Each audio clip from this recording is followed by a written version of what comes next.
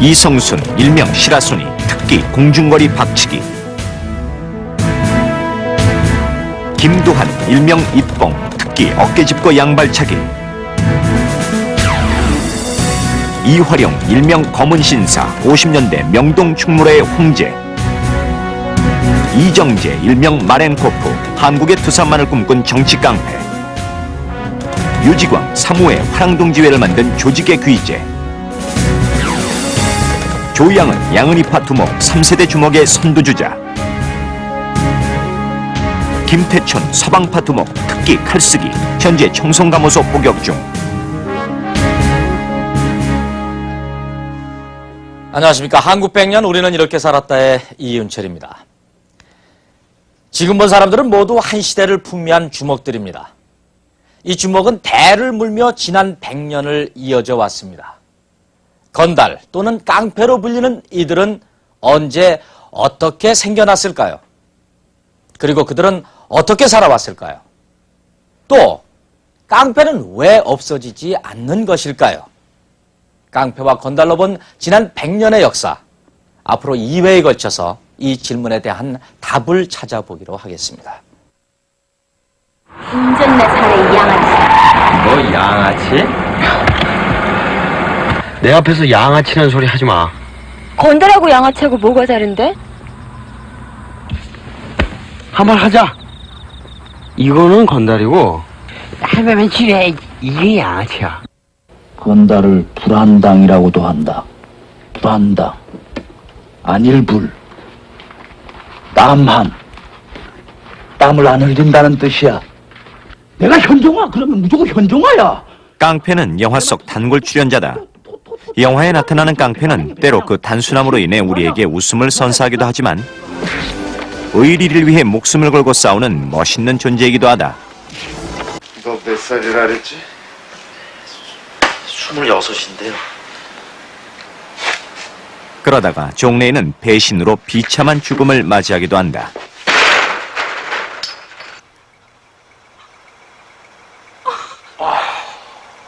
그렇다면 사람들은 실제 깡패는 어떻게 생각할까?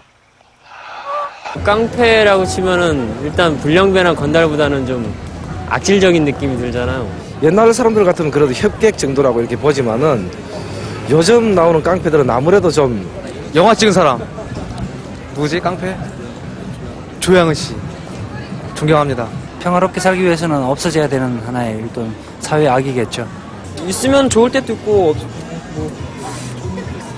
가끔가다 좋을 때도 있어요. 네, 우리가 흔히 깡패라고 부르는 사람들은 그들을 바라보는 시각만큼이나 그 호칭 또한 다양합니다. 이 불량배, 건달, 양아치, 협객, 조직폭력배 같은 것들이 모두 그런 말들인 셈이죠. 하지만 이들의 공통점은 주먹으로 먹고 산다는 것인데요. 근데 어디 주먹이 밥 먹여줍니까? 주먹은 그저 수단일 뿐이고 그것으로 뭔가 그들이 먹고 살 수 있는 이권을 만들어낸다는 뜻이겠죠. 그러다 보니 그들은 법의 보호를 받기보다는 법에 쫓기는 경우가 많습니다. 그래서 그들은 생존을 위해 늘 자신들을 지켜줄 힘을 찾게 되는데요. 바로 깡패와 건달로 본 100년은 권력과 주먹이 유착하는 또 다른 어둠의 정치사입니다. 자, 그럼 100년 전에도 깡패나 건달로 볼 수 있는 무리들이 있었을까요? 있었다면 그들은 어떤 이권에 개입했을까요? 구한말 유통과 상업이 발달했던 마포나루로 가보겠습니다.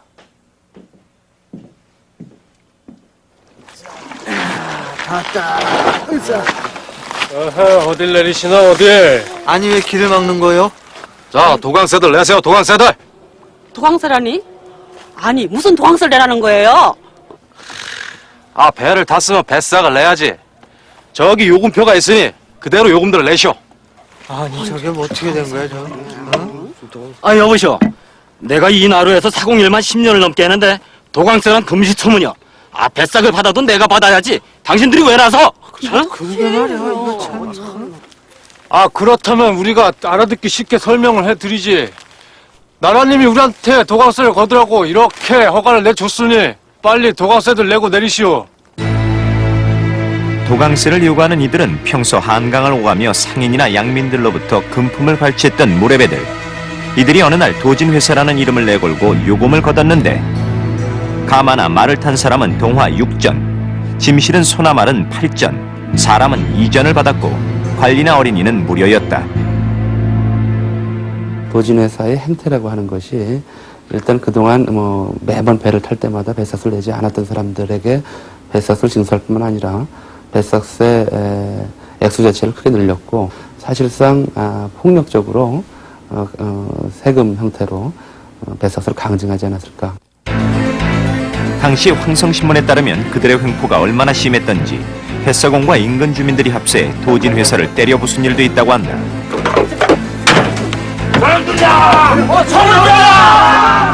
결국 도진회사는 얼마 뒤 철폐되었다. 그러나 이런 무례배들은 비단 나루토에만 있었던 것은 아니었다. 당시 민중들의 가장 큰 재산이라면 역시 소. 바로 이 소를 팔고 사는 우시장에도 무례배들의 횡포가 있었다. 소를 사셨으면 보험에 드셔야지. 보험? 그것이 뭐다요? 저 비싼 소가 병에 걸리거나 죽거나면 어쩌겠어. 미리 보험에 들어놓으면 소가 죽었을 때 소값을 우리가 물어준다니까. 뭔 소를 다 한다요? 댁이 어디 사는 누군 줄 알고 속값을 받는단 말이오. 난 필요 없어. 아니 이 양반이 여기 나라님이 내준 장정이 있지 않소? 나라님 말씀을 뭘로 알고 이러는 것이야? 빨리 들러면 들어! 이들은 자신들을 우척보험회사 직원이라고 했는데 우척보험회사란 요즘으로 치자면 소보험회사에 해당한다. 그들은 소를 사는 사람들에게 강제로 엽전 한 양을 받아 챙겼다. 그렇지만 소가 죽거나 병들었다고 해서 보험금을 지급해주는 일은 물론 없었다. 따라서 그 직원이 되려고 뇌물수수에 협잡이 빈발했다는데 그렇다면 관은 왜 이런 허가를 내준 것일까? 이 도진회사나 혹은 우척보험회사나 이런 경우는 이제 실제로 징수를 하고 그 징수한 자금의 일부를 내정으로 상납하겠다는 조건을 달았기 때문에 재원 확보에 몰두하고 있던 황실로서는 쉽게 용인해 주었을 것이라고 생각이 됩니다. 도진회사 장정에 의하면 매년 동화 2,000원씩을 내장원에 상납한다는 조건이 있는데 결국 황실은 이러한 특권 사업을 승인하는 대가로 비자금을 조성했던 것이다. 이 도진회사나 우척보험회사라는 것이 곰곰이 생각을 해보면 이 몇 해 전에 있었던 슬롯머신 사건하고 아주 흡사하다는 생각이 들지 않습니까? 그러니까 관의 허가를 받아서 사업을 하고 허가를 내준 권력에게 뇌물을 주고 어쨌든 그런 점에서 볼 때 도진회사나 이 우척보험회사는 당시의 도적이나 화적대하고는 다릅니다. 양민들의 재산을 갈취하기는 했지만은 나름대로 세금의 형태를 갖추었기 때문입니다. 그렇다면 당시에는 이런 유형의 갈취만 있었을까요? 그렇지 않습니다. 그때에도 청부폭력이 있었습니다. 민중의 각성이 급속도로 진행되던 구한말, 민권운동의 중심은 독립협회였다. 그들은 만민공동회를 개최하여 국민주권 사상을 부르짖는다. 따라서 황실로 볼 때 독립협회는 반정부, 아니 반체제적인 조직이었다. 하지만 구미열강의 지지를 받던 이들을 공권력으로 해산시킬 수는 없었고 따라서 황실에서는 사적인 경로를 통해 무리들을 동원했다. 수고가 많았다. 성 밖에 사는 동무들은 집에 갔다 뒤에 다시 모이고 성 안에 사는 사람들은 전처럼 모이도록 하라. 예. 이렇게 동원된 이들은 과연 어떤 무리들이었을까? 풍운 한말비사에 따르면 당시 만민공동회를 파괴하는 데 동원됐던 사람들은 오강의 석전군, 팔도의 역사, 그리고 부상군이라고 했는데 부상이란 등짐 장사를 하는 보부상 조직. 그렇다면 석정군은 또 누구인가? 조선시대에는 정월대보름의 강가에서 돌싸움으로 한 해의 농사를 시작하는 풍습이 있었다. 이 석전에 동원된 사람들 중에는 범죄자나 거지를 비롯한 일종의 불량배들이 많았는데 관의 감시를 받는 이들은 관리들의 동원에 쉽게 응할 수밖에 없었다고 한다.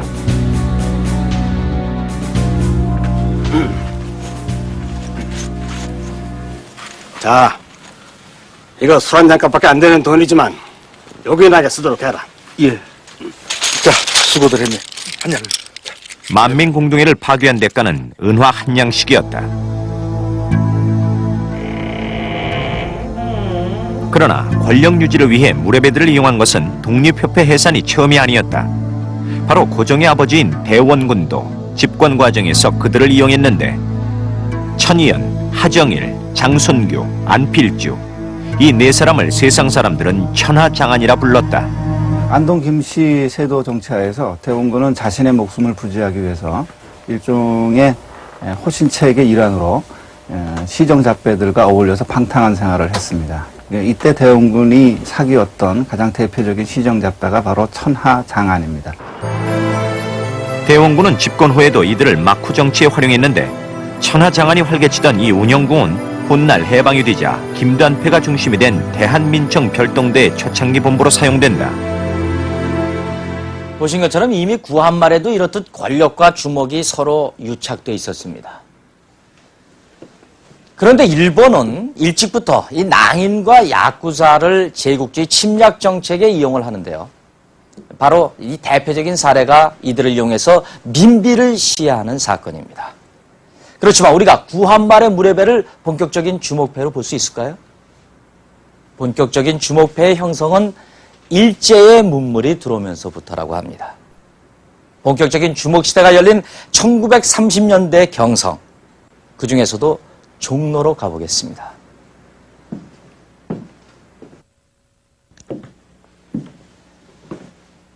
이것이 종로 사건의 중심이었던 이 우미관 앞입니다. 당시 일제 식민지 정책으로 인해서 토지를 잃은 그 농민들은 도시로 모여들었고 그들은 시장이나 역 근처에서 불황자 같은 생활을 하게 됩니다. 근데 그들 중에는 심께나 쓰는 사람들도 상당히 많았다고 합니다. 따라서 당시 경성에는 상권을 중심으로 내로라 하는 주목들이 할거를 하게 됩니다. 1930년대 경성은 크게 일본 주목과 조선 주목으로 양분되는데 일본인들이 주로 모여 살던 명동과 충무로에는 하야시라는 일본 야쿠자가 버티고 있었다. 조선 주목으로는 권투 선수 출신 김기환이 서대문의 와관패를 이끌고 있었고 왕십리에 자리 잡은 김남사는 시구문과 뚝섬 일대를 장악했으며 또 어물전과 유곽이 많은 마포에는 정춘식이 버티고 있었다. 종로는 쟁쟁한 주목들이 여러 탈구하고 있었는데 힘이 장사였다는 구마적 고희경, 종로의 명물 야시장을 장악한 쌍칼, 보성 전문학교를 나와 YMCA를 중심으로 학생패를 이끈 신마적 엄동욱이 삼각구도를 이루고 있었다. 이 일제에서는 대학을 나와도 이렇다 할 취직 자리가 없었기 때문에 이 학생패들이 망나니패들과 함께 건달 생활을 했었던 것이 특징인데요. 이 조선 주목들은 싸움으로는 뭐 한가닥 했을지 모르지만은 조직 수준으로 보면은 동네 건달을 막 벗어난 그런 정도의 수준밖에 안 됐습니다. 주목 세계의 표현을 빌리자면은 그저 전국구가 아니고 지역구 정도였다고나 할까요? 그렇다면 조선에서 본격적인 전국구 주목은 언제 어떻게 만들어졌을까요? 전통적인 조선 상권인 종로에는 30년대부터 일본 상인들이 들어오기 시작했는데 그들이 주로 하는 사업이 바로 술집과 극장 같은 유흥업이었습니다. 바로 이 우미관이라는 극장의 주인도 일본 사람이었는데 그가 보디가드 겸 기도로 조선 주목을 영입한 것입니다. 우미관에 영입된 주목은 바로 김기환이었다. 서대문 와관패의 두목 김기환이 우미관에 들어옴으로써 종로는 새로운 삼각구도가 형성된다. 일단 김기환의 권투로서 이름을 날렸어. 잘했어요. 재치 있게. 지금 뭐라 그럴까? 막 알리 같은 스타일이라고 할까? 김기환은 와관패와 우미관패를 한꺼번에 쥐임으로써 일약 장안의 큰 주목으로 성장했다. 그 무렵 김도하는 우미관 매점에서 요갱이나 파는 말단 조직원 소위 꼬붕이었다.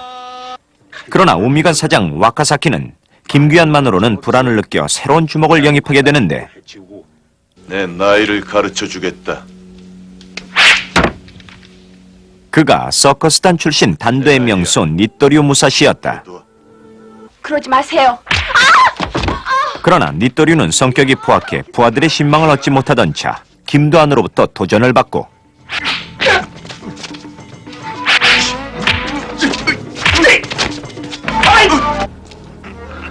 김도한에게 패한 니토리오는 만주로 떠나고 우미관은 다시 김기환 체제로 돌아간다.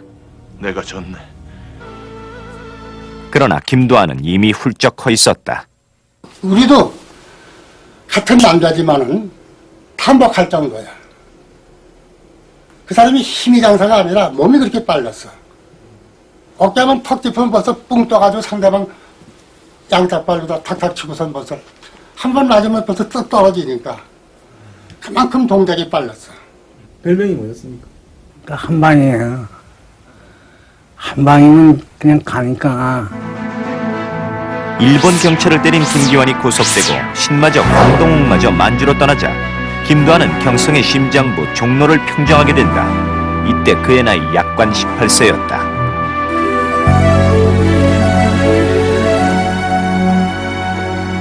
이 네로라 하는 주먹들을 꺾고 조선의 대표적인 주먹패가 된 김두한패. 그러나 그들 앞에는 더 큰 주먹패가 기다리고 있었습니다. 이 수표교 밑으로 흐르는 청계천은 명동과 종로를 가르는 지역 경계이기도 했지만은 또한 주먹들의 구역 경계이기도 했습니다.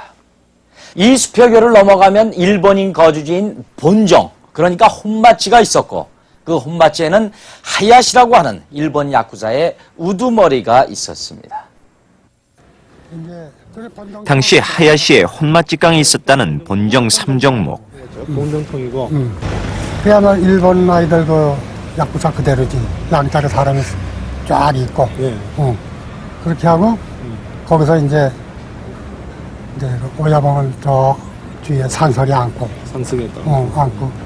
거기 이제 내가 들어가가지고 와서 이제 전하고 그렇게 하는 거지. 김동해는 경성일보 논설위원 사키무라의 소개로 하야시를 만나 주먹 세계에 입문하게 된 사람.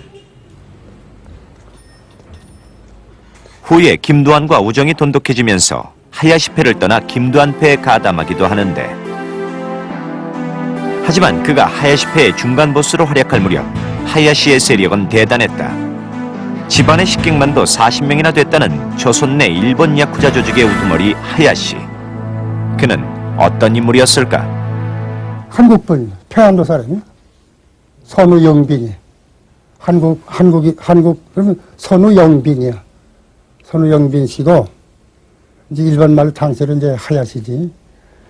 그 양반이 어려서 일본을 들어갔어. 부모를 따라서. 그래가지고 일본 가가지고 일본서 모든 걸 배웠어. 일본서. 그래서 일본서 성장하면서 일본 즉 말하자면 야구사, 이제 두산만이 밑에서 이걸 봤단 말이야. 그 양반이요. 하야시의 일본 내 보스라고 하는 두산말, 일본명 도호야마 미스루. 그는 김옥균이나 손문에게 정치 자금을 대주기도 한 거물 정치인으로 알려져 있는데, 그가 어떻게 해서 야쿠자들의 보스가 되었을까? 원래 무사 집안의 피를 이어받았던 도호야마는 협객들을 수하해두고 양성했으며 정치적 목적을 달성하는 데 이들을 적절히 이용했다. 그의 정치적 신조는 대동아시아주의, 따라서 대륙 침략에 선봉에 섰다. 나중에는 일본 우익의 본산이 됩니다. 그 일본 우익의 본산이 돼가지고서 수많은 난인들을 이제 우리 한반도에도 보내고 만주, 중국에 보내서 그 대륙 침략의 선봉병 역할을 하게 됩니다.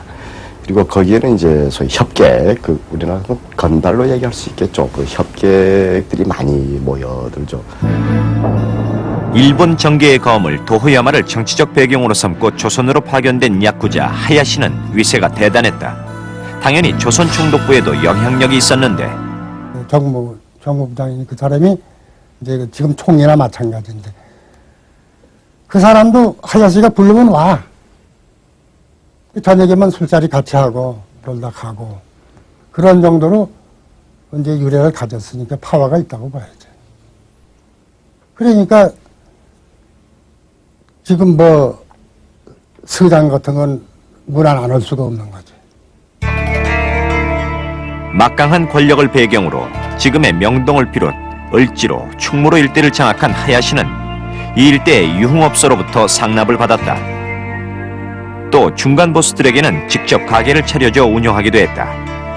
하야시는 김동회에게도 양복점을 차려줬다. 지금 예를 들어서 양복점 같은 거 하나는 매덕 줘야 이제 하나 차릴 거 아니겠어? 그때도 이제 애면은 적지만 그런 정도의 뭘 하나 차려서 이제 나를 식생활은 자연적으로 해결이 되잖아. 자기가 나를 안 도와줘도. 그렇게 자기 일 봐줄 수 있는 거지. 이제 그렇게 이제 안정을 시켜놓고 이제 하니까 당연히 이제 그 형님의 말을 안 들을 수가 없지. 저기까지가 양복점짜리인데. 물론 김동해도 그 수입금의 일부를 상납했다. 이렇듯 하야시페는 기업적 형태로 조직을 이끌었고 그런 만큼 조직도 안정돼 있었다. 한편 우미관패는 유흥업소가 밀집된 관철동에 자리 잡기는 했지만 하야시페와는 판이하게 달랐다. 당시 종로꼬마라는 별명으로 불렸던 이상욱. 그는 김두한과 어린 시절부터 쭉 건달 생활을 함께하며 동고동락했던 사이. 지금 생각해보면 그 어떻습니까? 꿈만 같으죠. 뭔가 멋이 있었었어요? 그럼 그 당시에는 못 있었지. 종로꼬마라는 별명으로 더 알려진 그가 김두한과 종로를 주름잡던 시절 김두한의 수하에는 각지의 주먹들이 몰려들었다. 우미관패는 한때 그 직계조직원만도 70명이 넘을 만큼 성장했었는데 그 패의 두목답게 김두한은 씀씀이 더 컸다고 한다. 그 사람은 돈 들어오면 그날 다 나가는 사람이야. 그 사람은 돈 들어오면 자기가 어디 갔다 뭐 즐거움을 하거나 어디 뭐 누군 더 하는 사람이 아니야. 돈 그날 얼마가 들어오든 그날 다 없어져. 왜 그러냐? 이제 어느 이제 그 여정에 술 먹으러 가잖아. 근데 김두한이 왔다는 그 기상들이 뭐 그 아가씨들이 얘기 들으면은 전부 와버려. 왜 그러냐? 팁을 상상 못하게 많이 주거든. 그 사람 돈 쓰는 그 기질이 그거야. 그렇다면 그 돈은 다 어디서 나온 것일까? 종로 토박이로 어린 시절 아버지가 우미관 근처에서 가게를 했다는 어효선 씨. 어쩌다가 내가 이제 갈 것 같으면 김두한이 오고 뭘 내고 그래요. 그게 그거지. 아무 때나 아마 그러진 않았을 거예요. 한 달에 한 번쯤 이렇게 순실하면 정해진 날짜가 있었겠지. 그때에 뭘 이렇게. 네, 받았어요, 술집에서는. 그리고 그 야시장에 거기서 안 받았죠. 야시장 안 받았어요? 네. 걔들한테는 뭐 일전에 무슨 뭐 받은 먹고 일 보지 않았으니까. 그러나 부하들에겐 안정된 직장이라고 해봐야 우미관 정도에 지나지 않았고 수입도 많지 않았다. 그래서 꽃잡이, 두릅잡이라고 하는 소매치기나 도둑들을 뜯어먹거나 또 시골에서 올라온 사람들을 강탈해 자주 사회 문제가 되기도 했다.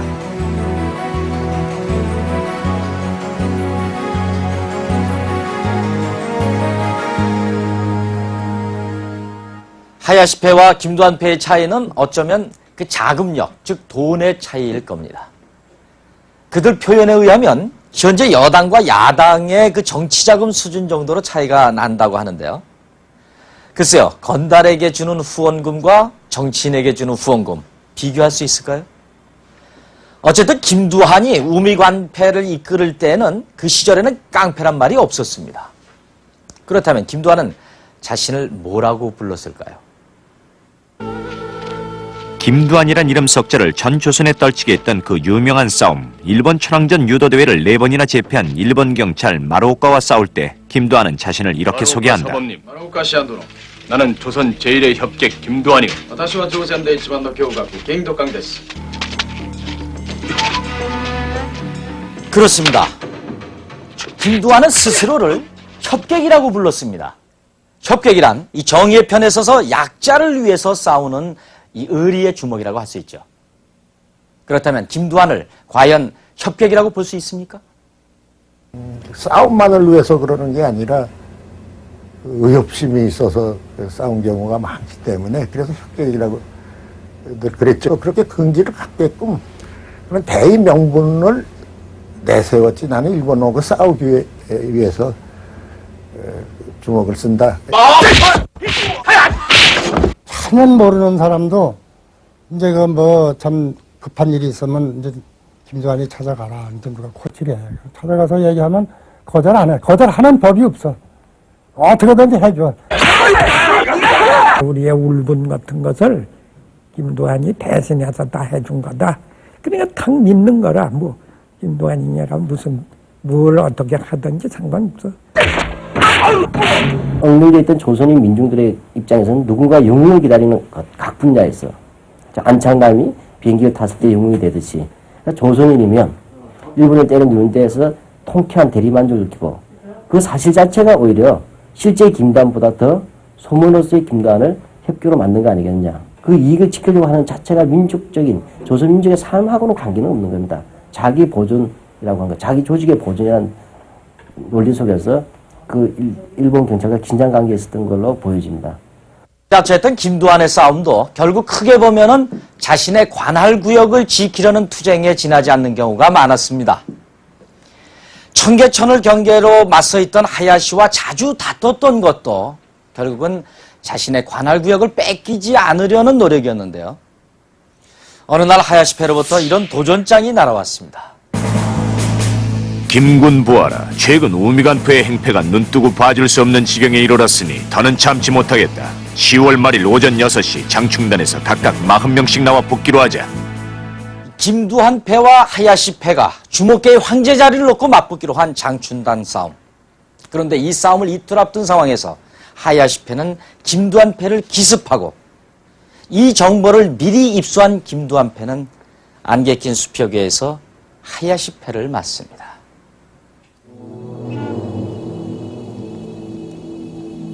이날의 싸움은 무기면에서는 하야시패의 절대 우위였다.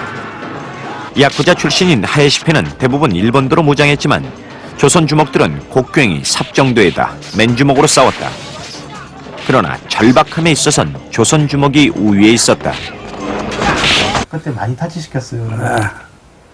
그리고 여기 되게 찔러서 여기 이쪽으로 관통했거든요. 그래가지고 걔들이 이기다가도 우리한테 데려갈 것 같으면 그냥 단언하고. 수표교 결투는 결국 인근 소방서에 포착돼 경찰이 투입됨으로써 큰 싸움으로 번지지는 않았다. 그렇다면 수표교 결투를 전환점으로 하야시패와 김두한패의 대립은 어떻게 되었을까? 지금 이제 중앙우체국 앞에 그전에 거기 자전거가 수백 대 이렇게 있어요. 그때는 자전거밖에 없으니까 받고 지나는 건 몇 대 없었고. 그러면 그거 한 대 맡기면 예를 들어서 막 10원을 받든 100원을 받든 몇백 대 하면 거기서 선신 들어가고 나가고 그 수입이 거기 노다지야 거기가. 그 노다지를 우리 줬으니까. 어? 두한이한테 그걸 내겨줬어. 그럼 네가 운영해라. 표시를 왜 해주셔. 내가 원했고. 그래서 형님 동생이 된 거야. 김두한하고 형님 동생이 돼가지고 이제 서로 가끔 이제 술자리로 같이 나누고. 그때부터는 이제 완전히 이제 친해졌지. 본정에 자전거 보관소 영업권을 넘겨받은 김두한은 하야시와 영구적인 평화협정을 맺은 것이다.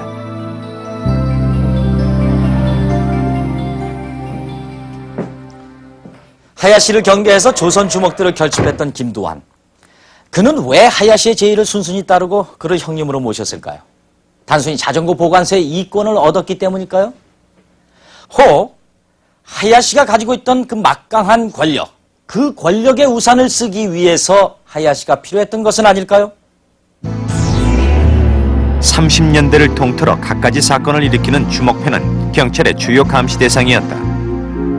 일본 경찰의 잦은 검속으로 순환을 당하던 조선 주먹들은 이 때문에 늘 자신의 존재가 불안했다. 실제로 김두한도 여러 번 유치장 신세를 졌다. 그런데 수표교 전투 이후 상황은 많이 달라진 것으로 보인다. 하야시하고 친해지니까 이제 그 일본 경찰의 어떤 단속도 덜해졌겠어요. 하야시는. 예, 맞아요. 그 이후로는 경찰이 잡혀간 일이 없겠네요. 그러나 일제가 일으킨 태평양 전쟁이 말기에 접어들면서 새로운 상황이 나타난다. 때는 소화 18년인 1943년 총독부 경시청의 경무과장 야기가 김두한을 불렀다. 전쟁으로 모두들 지원병이다 진영이다 고생하는데 우미간 사람들은 손 놓고 있을 거요. 지금 몇몇 동지들은 보국대에 나가서 충성을 다하고 있습니다. 그것만으론 부족하지. 저게 뭔 줄 알겠어? 바로 당신들을 구조 탄광으로 보내라는 진영장이요. 택로 핵가의 소문이 조선 주목패들에게까지 미쳤다 이 말이요. 아니, 우리대로 탄광으로 가란 말입니까? 당신네 당시 모든 것이 배급제인 상황에서 먹고 살기 힘들어진 건달들은 각지로 흩어졌고 일부는 전쟁터나 징용으로 끌려갔다. 그러나 끌려간 건달들은 곳곳에서 말썽을 일으켜 오히려 일본 군대의 골칫거리였다. 하지만 나라를 위하는 길이 꼭 전장에 나가서 싸우는 것만은 아니지 않겠나? 이렇게 해보면 어떻겠소? 당신의 휘하에 있는 주먹패들을 모아 단체를 만드시오. 단체라고요? 그렇소. 이번 성전을 후방에서 지원하는 그런 단체요. 모여서 정신교육을 받고 훈련도 받고. 그렇게 되면 징용은 안 가도 되는 겁니까? 물론이요. 이름은 당신네들이 자원했다는 뜻으로 정신대, 반도우용 정신대가 어떻겠소? 반도우용 정신대라. 근데 처음에는 그게 들어갈까 말까, 그게 할까 말까 이렇게 김두한이 고민을 많이 했다고 그러던데. 그것도 사실이지. 왜 고민을 많이 했어요? 왜냐하면은 그놈들 협조하는 거니까. 그런데 우리가 보국대 같은 거나 등용 같은 거 안 가려면은 그걸 해야지. 그래서 이제 하자. 결국 김두한은 조선총독부 경무과장 야기의 제의를 받아들여 반도의용정신대를 만드는 데 앞장선다. 이 단체에는 경성의 쟁쟁한 주먹들 500여 명이 모두 망라되어 있었다. 당시 학생들까지 전선으로 끌려가는 상황에서 그들도 더 이상 버틸 수 없다는 것을 알았기 때문이다. 그러나 일본은 조선 청년의 자원단체라는 정치적 목적을 달성한 셈이 됐고 그 후 정신대란 이름은 다양한 형태로 나타난다. 한 달에 그저 하루 이틀 다녀오면은 이제 그걸로 때우고 그 대신 이제 배급을 줘 우리한테. 근데 등록 안 가는 것 때문에 그걸 한 거지. 등록 안 가려고. 그게 외장 만력이야 그게. 외장 만력. 그거 하다가 이제 해방이 돼가지고 모두가 권력 앞에서 타협을 강요당하던 시기 조선의 주먹패들도 그렇게 해방을 준비하고 있었다. 1945년 해방이 됐습니다. 소위 해방정국이라고 하는 45년부터 48년까지는 이 혼란의 시기였습니다. 건국의 주체가 없는 상태에서 맞이한 해방이었기에 너도 나도 건국에 참여하겠다고 나섰습니다. 그렇다면 격동의 시기, 이 김두한을 비롯한 이 우미간 패들, 그리고 그 밖에 다른 주먹들은 어디서 무엇을 하고 있었을까요? 해방정국. 건국운동이 활발하게 벌어지는 상황에서 수많은 청년단체가 난립했다. 당시에 우익청년운동사를 체계적으로 정리했다는 건국청년운동사. 우리는 그 속에서 낯익은 이름들을 발견해냈다. 이화룡, 정팔, 장천용, 시라소니 이성순. 만주와 이북에서 주먹으로 이름을 날리던 이들은 서북청년회의 단원이기도 했다. 또 김두한은 대한민청 감찰부장을 맡고 있었고 그 별동대는 우미간 패들이 장악했는데 뒷골목 건달에 머물던 이들이 어떻게 청년운동에 나서게 되었을까? 그 초기에는 모든 청년단이 이 정치색이라고 하는 것을 배제할 수가 없었다. 그런데 그렇게 되다 보니까 이 청년운동을 하는 데는 힘이 필요하단 말이에요. 말만 가지고는 안 되니까. 힘이 필요한 적은 자연히 과거의 깡패 세계에 몸을 담아 있었거나 모든 문제에서 아주 솔선하고 전위대가 되기를 원하고 이런 사람이 앞장서고 주당이 될 수밖에 없죠. 그런데 대한민청이 만들어진 것은 46년 6월. 그렇다면 그 사이 김두한은 뭘 했나? 김두한의 회고록을 보면 해군 무관부를 점령하고 일본군을 무장해제시키는 데 앞장섰다는데. 새빨간 거짓말이에요. 있을 수도 없는 얘기 있어요. 그 무용담이라고 하는 것은 전혀 없었다고 하는 얘기가 아니고 일본군 참모장에게 단도드리려니까 일본군 참모장이 벌벌 떨면서 무기를 3,000정 내줬다는 것도 그건 있을 수도 없는 얘기고. 해방 직후니까 일본 사람들이 운영하던 거 있잖아. 가서 좀 물건도 가져오고 또 영등포 방직공장 거기서 이제 광목을 누가 있다고 이제 소개를 해가지고 광목을 가져왔지. 그래가지고 그 당시에 그때 돈으로 한 50만 원 정도 돈을 만드는 걸로 내 기억에 나요. 그 뭐 어디에 쓰셨어요? 이제 그 기환이 형님 10만 원, 두환이 10만 원, 내 목 10만 원 내놓고 이제 다 논아준 건 그렇게 하고 나니까 한 5, 6만 원 남더라고. 근데 그거 가지고 술 먹으러 다닌 거야. 김두한은 그 뒤 마약 사건에도 연루돼 서대문 형무소에서 복역한 뒤 46년부터 본격적으로 청년운동에 가담한다. 처음에는 조선청년전의대에 가입해 좌익으로 활동하던 김두한이 좌익에서 나와 본격적으로 활동한 단체가 대한민청. 하고 선생이 너들 그러지 말고 단체를 하나 만들어라.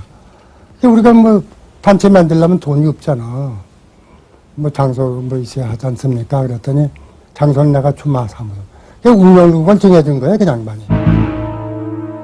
대한민청은 유진선을 위원장으로 하고 박용직과 김두한이 선전부장과 감찰부장을 맡았는데 김두한이 이끄는 별동대가 행동대 역할을 했다.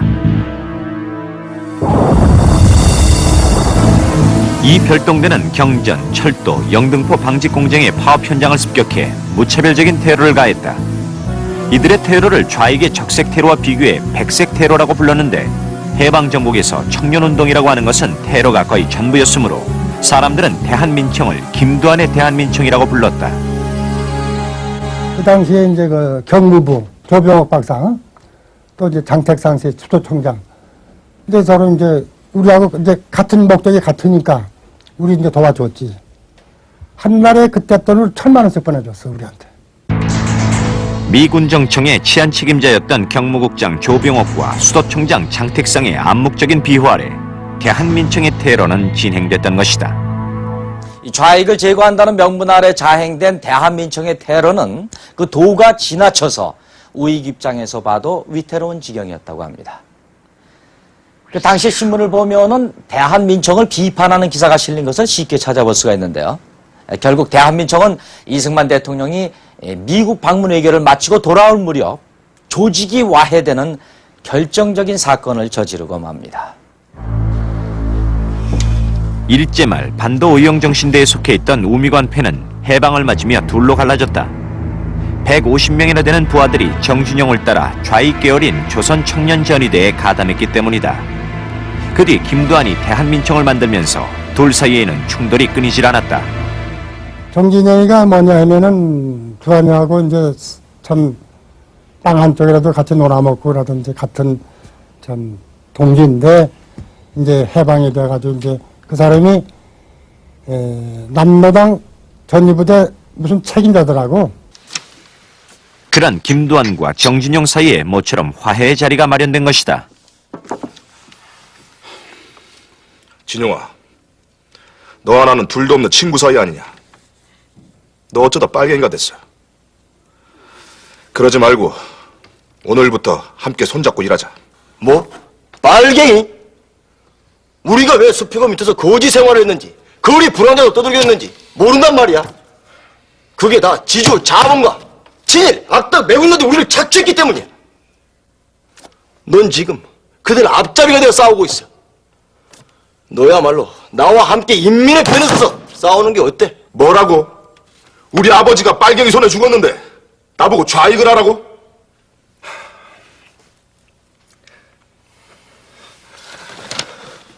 어쨌든 너와 나는 둘도 없는 친구 사이 아니냐. 우리 함께 손잡고 대한민청에서 일해보자. 자네는 친구 따라 이념도 바뀌나? 절대 그럴 수 없어. 잘 들어도. 정치 투쟁이 너희들의 승리로 끝나면 나는 너희들 손에 죽게 되겠지. 그렇지만 머지않아 남조선 땅엔 인민들의 세상이 올 거야. 그렇게 되면 여기 있는 너희놈들 중 살아남을 놈 하나도 없어. 뭐야? 정준영의 예상은 반대로 맞아떨어졌다. 그것은 바로 다음 날의 일이었다. 이승만이 귀국을 하루 앞둔 4월 20일 서울 제1의 극장인 시공관에서는 정진용을 비롯한 좌익 청년들이 경비를 서는 가운데 제1선이라는 악극단이 선전극 봄타령을 공연하고 있었다. 이 사실을 난 대한민청 별동대는 총을 휴대하고 시공관을 습격해 정진용을 비롯한 조선청년전의대 대원들을 납치한다. 대한민청 단원들이 그들을 데려간 곳은 동번원사라는 일제시대 철의 창고. 너희들이 이런다고 너희 세상이 올 것 같아? 얼마 지나지 않아 인민의 세상이 올 거야. 그러면 너희는 끝이야. 야씨!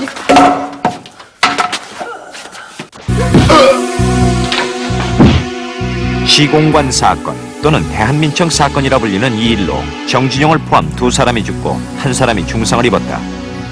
이 사실은 미군정청에 알려지면서 진상이 백일하에 드러나고 살인 테러에 대한 비난 여론이 빗발치면서 대한민청은 자진 해산하게 되는데, 한국 법정에서 벌금형을 비롯 가벼운 벌을 선고받았던 주모자들은 결국 미군정 재판에 넘겨졌고, 재판 결과 김두한은 교수형, 신영균을 비롯한 6명이 종신형을 선고받는 등 모두 16명이 실형을 선고받았다. 서울의 중심지에서 참 공권력이 있는데도 불구하고 그런 무서운 그 싸움을 벌이고 그러면서 인간을 때려 죽여도 참 참혹하게 짝이 없는 그런 형태로 때려 죽였다라는 것이 그와 같이 그 역동적인 활동을 해준 것이 이 미군정 하에 있던 우리 남한의 경찰대가 그 파업 현장을 해산시키는데 상당한 힘이 됐다는 거, 그건 부인할 수가 없는데 또 그 공로는 인정을 해야 되겠죠. 우리 입장에서 볼 때. 그 공로를 인정받아서였을까? 김두한을 비롯한 대한민청 별동대원 16명은 이승만의 단정 수립과 함께 석방됐다. 감옥에서 풀려난 김두한은 건국정부에 참여할 수 있을 것으로 기대했다. 그렇지만 이승만은 이런 김두한의 기대를 헌신짝처럼 쳐버렸다. 그는 이승만을 노련한 정치가였지만 사람을 이용하고 이용가치가 없어지면 냉철하게 자르는 데 명수라고 평가했다. 우리가 나쁜 맘 먹었으면 이 박사 뭐라는 건 시간 문제지. 아무것도 아니지 뭐 막말로 놓이는데, 그렇지만 우리는 하늘같이 그분을 우러러봤고 믿었고 그야말로 참 그렇게 생각을 했는데, 우리 가려운데 좀 안 봐주면 서운한 생각이 들어가지. 인간이기 때문에. 해방 후 혼란의 시기에 자의반 타의반으로 정치투쟁의 중심에 들어선 주목들. 그것은 그 후로 계속된 권력과 주목의 결탁과 배신, 그 역사의 서막이었다. 역사적으로 주목을 3기로 나눌 때 일제시대 주목은 그 제1기에 해당합니다. 일제치하 상업이 발달하면서 이 땅에도 본격적인 주목시대가 열렸습니다. 그 배경에는 비참했던 민중들의 삶과 또 대학을 나와도 변변한 직업조차 가질 수 없었던 식민지의 비극이 깔려 있습니다. 이때 주목들은 명분을 중시하고 또 인정과 의리를 강조했으며 기습이나 무기를 쓰는 것을 비겁한 것으로 여겼습니다. 그래서 이 시대의 주목을 흔히 낭만파 주목이라고 합니다. 1기 주목에 이어서 6.25 이후는 2기, 그리고 5.16 이후를 3기라고 하는데요. 이들은 세상을 놀라게 하는 갖가지 사건들과 관련이 되어 있습니다. 한국전쟁 이후 새롭게 정의되는 주목시대, 다음 주 이 시간 깡패와 건달로 본 100년 그 제2부가 어떤 내용으로 펼쳐지는지를 보시면서 이 시간 마치겠습니다.